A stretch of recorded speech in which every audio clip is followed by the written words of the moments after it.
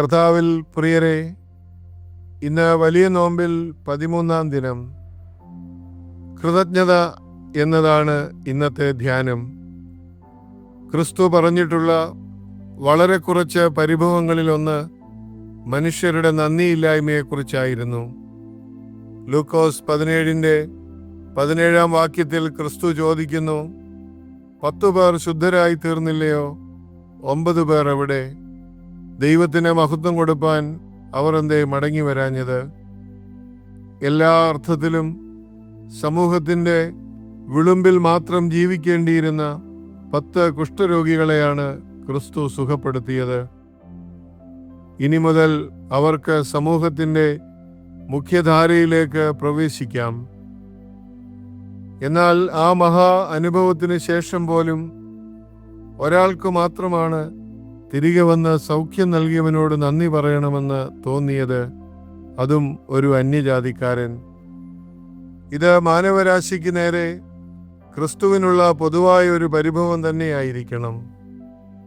എത്ര അവകാശബോധത്തോടു കൂടിയാണ് നമ്മൾ ഓരോരോ കാര്യങ്ങൾ സ്വീകരിക്കുന്നതും ചെയ്യുന്നതുമൊക്കെ. ഒന്നോർത്ത് നോക്കിയാൽ എന്ത് കാര്യമാണ് നമുക്കിവിടെ നമ്മുടേതെന്ന് പറയുവാനുള്ളത്? അല്പകാലം മുമ്പ് മണ്ണുകൊണ്ട് നിർമ്മിക്കപ്പെട്ടവനും അല്പകാലം കഴിയുമ്പോൾ മണ്ണിലേക്ക് മടങ്ങേണ്ടവനുമാണ് മനുഷ്യൻ. ഈ ആയുസ്സിൽ ഒന്നും നമ്മൾ ചോദിച്ചു വാങ്ങിയതല്ലല്ലോ, വെറുതെ നൽകപ്പെട്ടതാണ്. ആത്മാർത്ഥമായി ജീവിക്കുന്ന ഒരാൾക്ക് ജീവിതത്തോട് പുലർത്താവുന്ന അടിസ്ഥാന വികാരം കൃതജ്ഞത തന്നെയാണ്. നൽകിയവനിലേക്കുള്ള മിഴി ഉയർത്തലാണ് കൃതജ്ഞത. അങ്ങനെയുള്ളവരാണ് ദൈവത്തിലേക്ക് മടങ്ങിയെത്തുന്നവർ.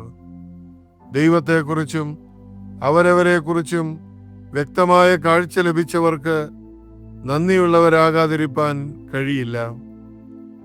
വേദപുസ്തകത്തിലെ ഏറ്റവും മനോഹരമായ നന്ദി പ്രകാശനം ദാവീദിൻ്റെതാണ്. 2 ശമൂവേൽ 7-ാം അധ്യായം 18-ാം വാക്യം. കർത്താവായ യഹോവേ, നീ എന്നെ ഇത്രത്തോളം കൊണ്ടുവരുവാൻ ഞാൻ ആർ?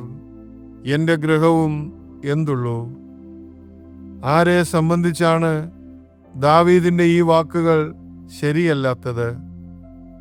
അർഹിക്കുന്ന നന്മകൾ കൊണ്ട് മാത്രമാണോ നമ്മുടെയൊക്കെ ജീവിതത്തെ ദൈവം അനുഗ്രഹിച്ചിരിക്കുന്നത്? എനിക്ക് മാത്രമായി നൽകിയിരിക്കുന്ന ചില സവിശേഷതകൾ, എൻ്റെ ചിരി, എൻ്റെ നടപ്പ്, എൻ്റെ കൈവിരൽ തുമ്പിലെ ലോലമായ വരകൾ പോലും മറ്റാർക്കും ഇല്ലാത്തവണ്ണമാണ് അവിടുന്ന് ക്രമീകരിച്ചിരിക്കുന്നത്.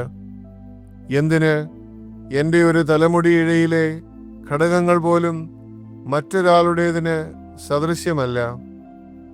അതുകൊണ്ടല്ലേ അങ്ങനെയുള്ള വസ്തുക്കൾ ഉപയോഗിച്ച് ഓരോ കേസുകൾക്ക് തുമ്പുണ്ടാക്കുന്നത്?